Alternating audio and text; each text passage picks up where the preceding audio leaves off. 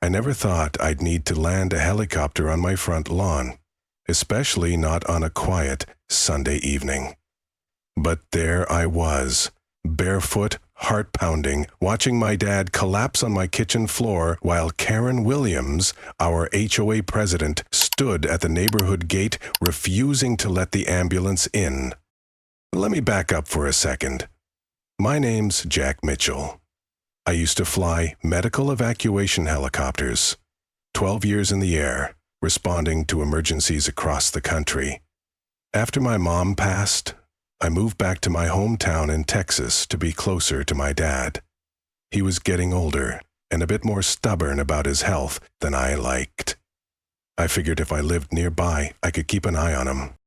The housing market was rough, and the only house I could afford close enough was in a place called Oakwood Estates, a nice enough development with one fatal flaw: the Homeowners Association.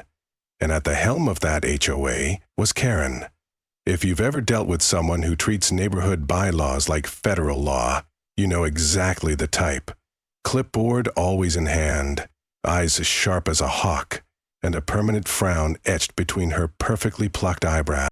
From the moment I moved in, she made it her personal mission to make sure I fit in. On day one, she handed me a binder thicker than a medical textbook and told me to memorize the community rules. "We take standards very seriously here," she said with a smile that never touched her eyes. I nodded, thinking it couldn't be that bad.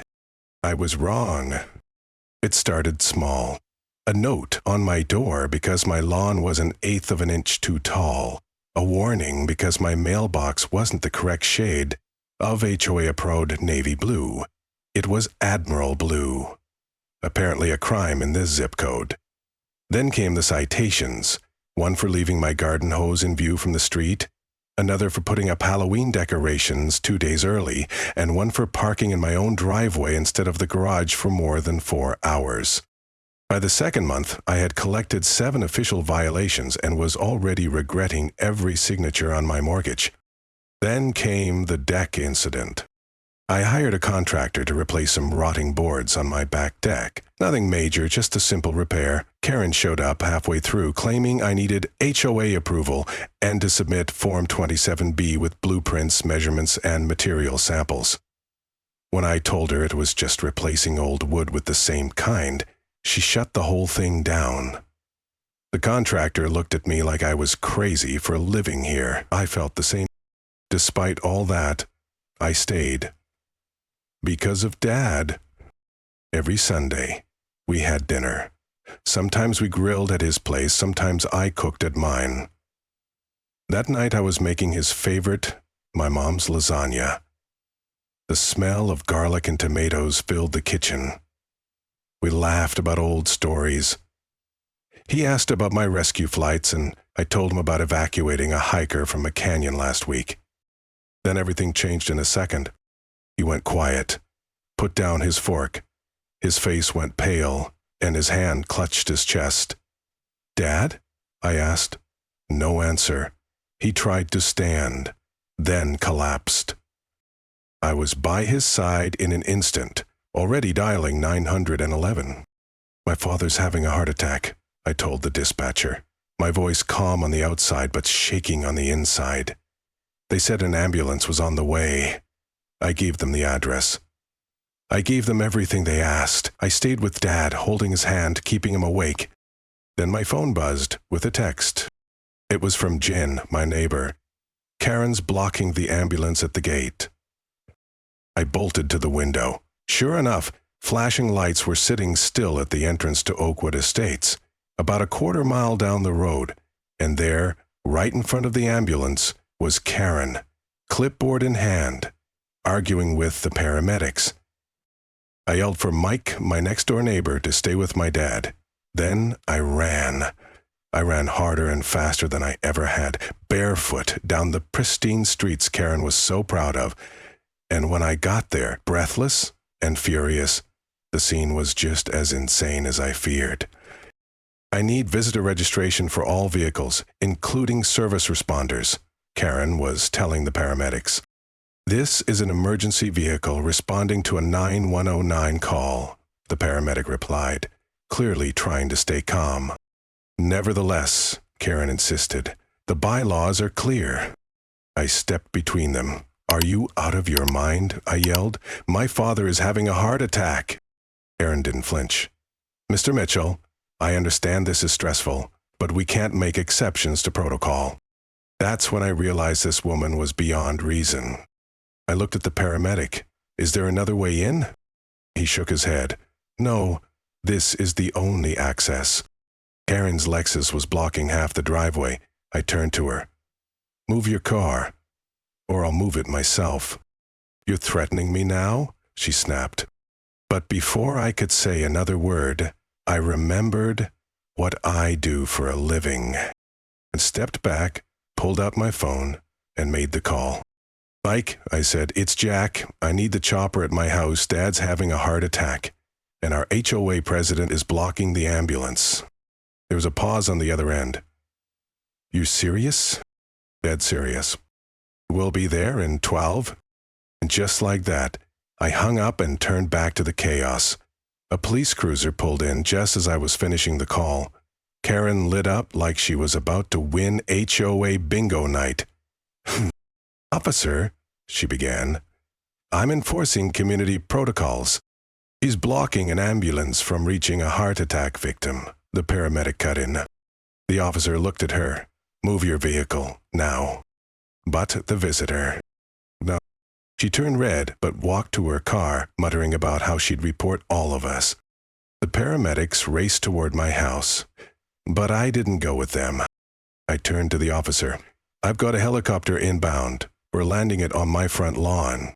He blinked. "You what?" "I'm a medevac pilot. I'm not taking any more chances with my father's life." He nodded slowly. "I'll follow you. Let's secure the area." Behind us, Karen shrieked something about noise ordinances and unauthorized aircraft. I didn't care. I was already running back home, because in less than 10 minutes my front yard was going to become an emergency landing zone. And Karen? She was going to learn the hard way what happens when you block the wrong man. As I sprinted back toward my house, I could still hear Karen screeching behind me. Something about bylaws, noise violations, and how unauthorized aircraft would ruin our property values. But all of that faded as I rounded the corner onto Oakwood Drive and saw the ambulance finally pulling into my driveway.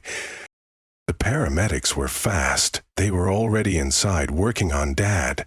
Oxygen mask on his face, blood pressure cuff, monitors, tubes. I saw one of them glance up and meet my eyes. "You the son?" I nodded. "We've stabilized him for now. He needs a cardiac team stat." "I've got one on the way," I said. "You mean the hospital team?" "No," I said, already pulling out my phone. "My medevac crew. They'll be here in less than 5 minutes." The paramedic blinked, then looked out the window. "You called in a helicopter?" When your HOA president delays EMS by 10 minutes, you stop waiting for permission. He actually let out a low whistle. One way to handle it.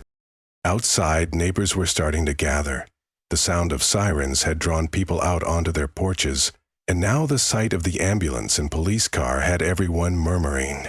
Mike and Jen stood by the mailbox, talking quietly with Officer Ramirez, the one who had escorted Karen away from the entrance. Sadi, the kindergarten teacher from down the street, had already rounded up the kids and was keeping them on the sidewalk across the road. Then I heard it. That unmistakable thump, thump, thump of rotors slicing through the air, the sound that makes most people look up in awe. But for me, it meant help was coming. The helicopter was still a distant speck in the sky, but it was closing in fast. I stepped out onto my lawn and raised the phone to my ear. "Rodriguez, you see me?" "Copy that," my crew chief answered over the roar of the rotors. "You weren't kidding about the Suburban nightmare. There's a lady in pearls yelling at the sky." I didn't have to look to know it was Karen. Land front center, I said. Plenty of space, lawns flat, approach from the west. You got it. The noise grew louder, the wind picking up as the aircraft approached. I stood on the edge of the yard, shielding my eyes, motioning for everyone to stay back. Officer Ramirez helped clear the sidewalk, while Sadi ushered the last of the kids indoors. As the chopper lowered itself toward the grass, the downdraft whipped through the neighborhood like a mini hurricane. Lawn chairs toppled, Karen's precious rose bushes shook violently. And then I saw her. She burst out of her house like a banshee, her hair already tangled from the wind, clutching a folder in one hand and, of course, a clipboard in the other. Her mouth was moving, but no one could hear her over the thunder of the blades. She shoved her way through the crowd, screaming something about emergency HOA violations and unauthorized medical transport. I swear I saw her waving a citation form in the air like it was an arrest warrant. Rodriguez was already out of the helicopter by the time she made it to the sidewalk. "Tell me that's not your HOA president," he shouted. "Unfortunately it is," I yelled back. The paramedics wheeled my dad onto the stretcher just as Karen broke through the crowd. She lunged forward. Yes, actually lunged, trying to block the path to the helicopter. "You can't take off from here. This is private property. There are rules." Rodriguez stepped between her and the tail rotor, arms out. "Ma'am, I suggest you step back before you get yourself killed." Officer Ramirez caught up just in time to physically pull her away. "Karen, I'm warning you, interfere again, and you're looking at criminal obstruction." "I'm the HOA president," she screamed, her voice cracking from fury. "You can't do this without submitting Form 15C. No one was listening anymore. My dad was loaded into the chopper. I climbed in after him. As the rotors picked up speed again, I caught one last glimpse of Karen. Her hair a tangled mess, her clipboard raised high above her head like she was trying to summon suburban gods to strike us down. Her mouth was moving, but the only sound was the thundering engine as we lifted off the ground. We rose above the rooftops, banking toward the east, heading for Memorial Hospital, the best cardiac center in the region. I looked down at the neighborhood I'd only recently started calling home. My neighbors were dots below us, most of them watching in awe. And there was Karen, shrinking beneath us, powerless. I turned my attention to my dad. He was awake. Barely. His eyes flicked open and met mine. "You hang in there," I said, gripping his hand. "We're almost there." He gave my fingers a squeeze. Weak, but steady. Rodriguez gave me a quick nod from the co-pilot's seat. "We'll get him there, Jack. He's in good hands." And in that moment, I wasn't thinking about Karen. I wasn't thinking about bylaws or violations or how much that landing was going to cost me in landscaping fees. All I cared about was that my dad was alive, and that I had done what I needed to do, even if it meant declaring aerial war on a clipboard-wielding HOA tyrant. By the time my dad was resting comfortably at Memorial Hospital, alive, stable, and already complaining about the jello, I was emotionally drained. But I wasn't surprised to find a voicemail waiting for me when I got home that evening. It was from the HOA board. We're calling an emergency meeting this Wednesday at 6 p.m. at the community center to address the incident involving unauthorized aircraft landing and HOA compliance concerns. In other words, Karen had wasted no time reporting me for landing a helicopter to save my dad's life. I laughed bitterly, quietly, and deleted the message. My front lawn was wrecked. A perfect circular imprint from the helicopter skids had flattened the grass. A small price to pay, but I left it untouched, like a badge of honor. Let it serve as a reminder of what happened when someone cared more about bylaws than human lives. The word had already spread. Mike told me that by Monday morning, Oakwood Estates group chat had exploded. Karen had been defending her actions as standard protocol enforcement, but most of the neighborhood didn't seem to be buying it. Wednesday evening came fast. When I walked into the community center, it was packed wall to wall, not just with the usual HOA members and board cronies, but with nearly every resident in the neighborhood. Folding chairs had been added to the aisles. People stood along the back wall. Some even spilled out into the hallway. It looked less like a homeowners association meeting and more like a town hall on the verge of rebellion. Karen sat at the head of the long board table, papers stacked neatly in front of her, gavel at the ready like she was presiding over a criminal trial.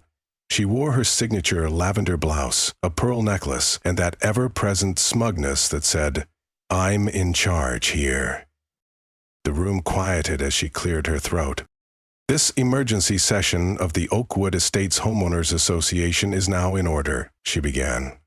"We are here to address several flagrant violations committed by resident Jack Mitchell on the evening of Sunday, April 9th. I sat in the front row, arms crossed, jaw tight. Karen went on.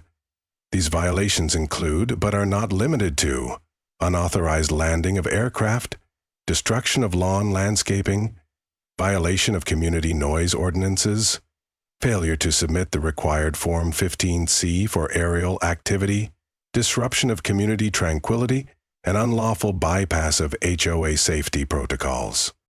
I opened my mouth, but before I could speak, she banged the gavel. "You'll have your chance to respond in a moment, Mr. Mitchell," she said coldly. I couldn't believe it. I had saved my father's life. I had done what any decent human being would have done. And here she was, rattling off bylaws as if I'd spray-painted graffiti on her garage door. Karen adjusted her reading glasses and continued. "These offenses, as stipulated in our community charter, are punishable by a fine of $4,750.00 and may include additional disciplinary action up to and including eviction proceedings." That's when I heard it. A cough. Then a chair scraping back. Colonel Bryant, retired military, hedge rebellion legend, and the unofficial godfather of resistance in the neighborhood, stood up slowly. "Point of order," he said firmly. Karen sighed dramatically. "Colonel, you're not on the board. Please be seated." "I move to dismiss all charges against Mr. Mitchell," he said, ignoring her entirely. Karen blinked. "You don't have the authority."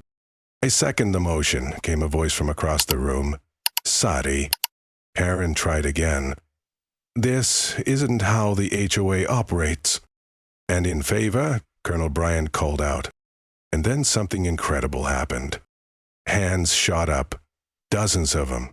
Maybe hundreds. I turned in my seat, stunned.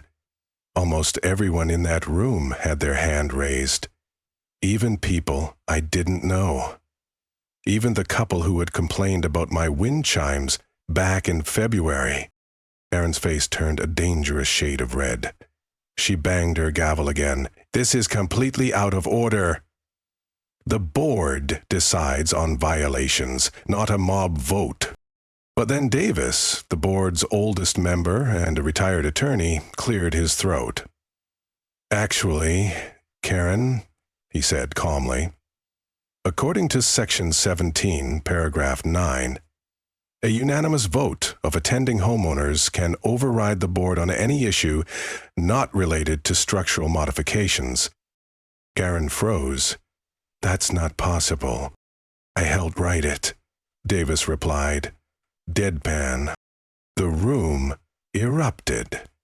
People laughed, cheered. Karen looked like she'd swallowed a lemon whole. And then Brendan Mason stood up.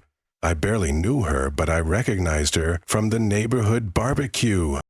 "My husband's alive today because of Jack," she said, voice shaking slightly. "If it had been Warren instead of Jack's father, would you have blocked the ambulance for us too, Karen?" Silence.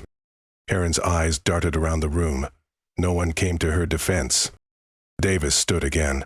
I move not only that we dismiss all charges against Jack Mitchell, but that we open a vote on whether Karen Williams should continue as HOA president. That vote, it was louder, stronger, more decisive. Karen stood there frozen, her authority crumbling in real time as the room rejected her. By the end of the night, Sadi had been elected interim president. The board announced a full audit of HOA policies. And Karen? She walked out without another word, her clipboard tucked under her arm like a white flag. For the first time since I moved into Oakwood Estates, I felt like I belonged. Not because I won some battle, but because the people I shared this street with had chosen decency over dogma, people over paperwork, and because, even in the most rule-obsessed suburb on earth, humanity had finally won. By the time the sun rose the next morning, Oakwood Estates wasn't the same place it had been 24 hours earlier. Something had shifted, and for once, it wasn't because Karen Williams had measured someone's grass with a ruler or cited a Halloween decoration violation. It was because she was gone. Not literally, yet, but her power, her grip on the neighborhood, that broke the moment Davis stood up in that meeting and reminded everyone that the community charter belonged to the people, not the clipboard. Sadi, our new HOA president, had never planned to lead anything. She was a kindergarten teacher. Her greatest claim to fame before that night was winning the chili cook-off 2 years in a row. But when she stood in front of the room, people listened, not because she raised her voice, but because she didn't have to. Her first promise? We're not going to be insane about the rules anymore. That got a standing ovation. Over the next few weeks, Oakwood Estates started to look human. Mike and Jen let their golden retriever lounge on the front porch again. No leash, no fear. Colonel Bryant's hedges grew tall and wild, like nature intended. No one cared. And the mailbox color chart disappeared from the bulletin board. Lawn height inspections were paused indefinitely. The wind chime ban? Gone. I even heard someone whistle the first few bars of The Sound of Music when Brenda put up a set of solar power-mowered garden lights, something Karen would have slapped a $100 0 fine on without blinking. But the biggest change wasn't what disappeared. It was what showed up. People. We weren't afraid of each other anymore. Neighbors started talking, not just waving politely, but really talking. We shared stories, frustrations, relief. Jen invited folks over for wine on her porch. Dale, the quiet guy who always kept to himself, brought out his guitar one Friday night and played old rock songs while kids danced in the cold desk. For me, I finally exhaled. The stress that had gripped my shoulders since the day I moved in loosened. I could stand in my driveway, sip coffee, and not worry that someone was about to cite me for having the wrong color mulch. My dad recovered faster than I expected. Within weeks, he was back to his usual self, cracking jokes, teasing nurses, and complaining about hospital food. He told everyone he met about the time my son landed a damn helicopter on his lawn to save my stubborn old heart. He wore that story like a medal of honor. 6 months later, we were building a new deck in my backyard. No forms, no approvals, just father and son, some lumber, and the smell of sawdust in the summer air. You know, Dad said, hammering a board with a little too much enthusiasm, that helicopter landing might have been the best thing to ever happen to this neighborhood. I paused, looked around.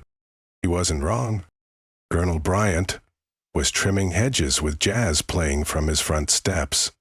Mike and Jen were tossing a ball with their dog. Brenda was setting up a lemonade stand for her grandkids. The air felt lighter, like we'd all agreed, silently, that we'd had enough of living in fear of citations and rulers. Then, as if scripted by fate, A moving truck pulled up across the street. Karen's house. So, finally, a silver SUV parked behind the truck, and out stepped a woman in a flight jacket. She had short black hair, aviator sunglasses, and a no-nonsense energy that made me stand up straighter without even meaning to. She opened the back door and 2 kids spilled out, laughing, running circles around each other. My dad nodded toward her. "Who do you think that is?" I watched as she barked an order to the movers, who instantly picked up their pace. I have a feeling we're about to find out. A man crossed the street toward us, mid-30s, athletic build, easy smile. "Hey there," he said, extending a hand. "I'm Derek, just moved in. That's my wife, Dr. Andrea. She's a flight surgeon." I shook his hand. "Jack Mitchell. Welcome to Oakwood Estates." "I've heard stories," he grinned. "Your landing, the HOA president, the whole helicopter thing." I laughed. "Yeah, that was quite a day." Derek leaned in. "I'm a pilot too. Medical evac. Worked with your crew chief Rodriguez once. When I heard about this place, figured it sounded like home. You're telling me we now have 2 medevac pilots on the same street? Make that 3, he said, jerking his thumb toward Andrea. She flies when she has to. She's also our new chief flight doc. Dad blinked. So Karen's old house is now home to an airborne emergency response team? Looks like it, Derek said, chuckling. I looked at the house, then back at him. You think Sadi's going to mind? Pretty sure she'll love it, he replied. And she did. Sadi came by with homemade banana bread and 0 paperwork. You folks need anything, you let me know, and thank you for moving in. Oakwood Estates had gone from a place where creativity was fined to a place where community was finally real. And it all started because one woman blocked an ambulance, and we refused to let that happen again. Karen Williams officially put her house on the market the week after that emergency HOA meeting. No press release, no goodbye note. Just a neatly worded online listing that read, "Charming colonial in quiet suburban community with newly installed privacy fencing and recently trimmed rose bushes." Not a word about being forced out by her own neighbors. No one cried when the for sale sign went up. The board didn't hold a farewell party. Sadi made it clear there wouldn't be one. Karen didn't show her face at the community center again, and by the time the ink dried on the purchase agreement, her Lexus was already gone. Rumor had it she moved into a high-rise condo downtown, somewhere with strict security, no lawns to manage, and 0 tolerance for neighborhood children drawing chalk on sidewalks. Perfect.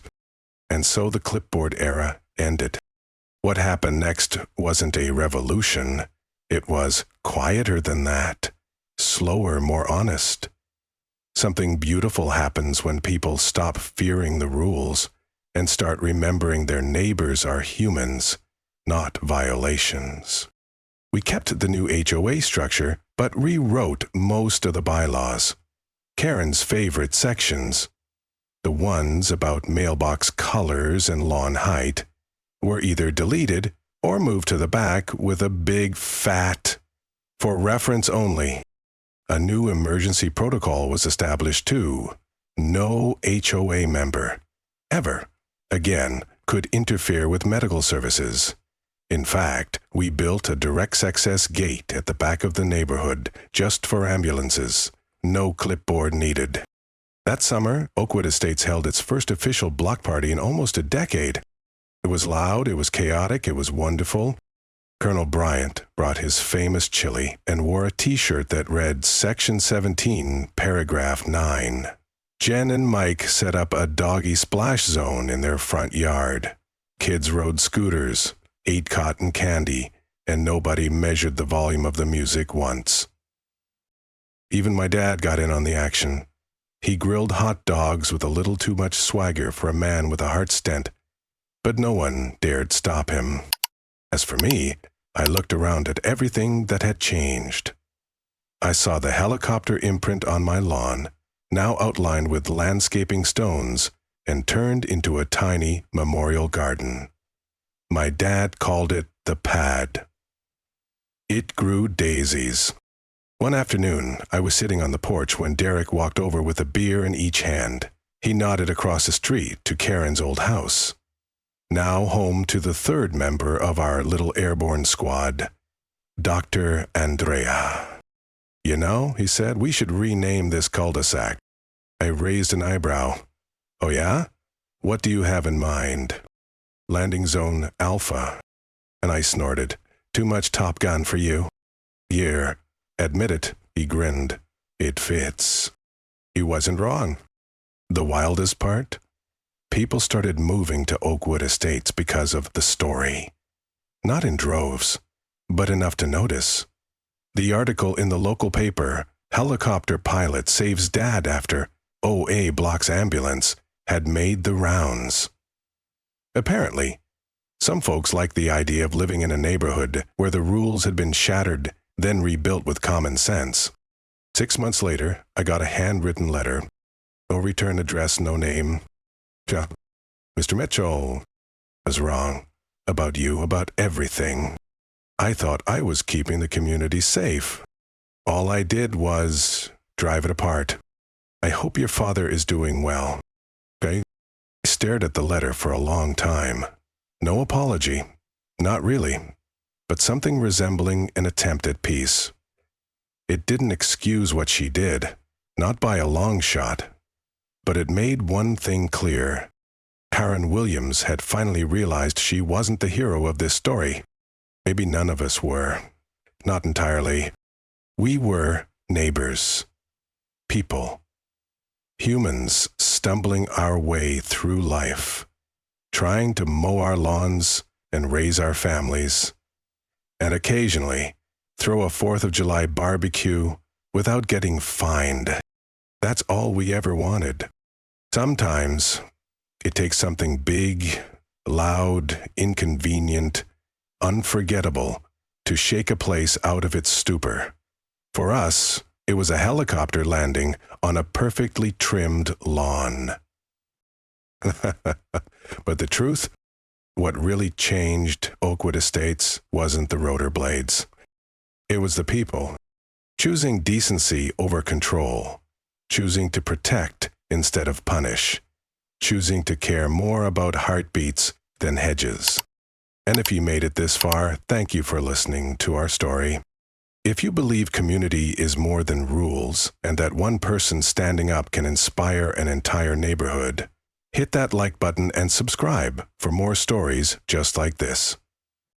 And hey, drop a comment on one if you think I did the right thing. Or if you think I should have landed that chopper on Karen's Lexus. I'll be reading every single one. Because even now, long after the grass has grown back, I still believe in one simple truth.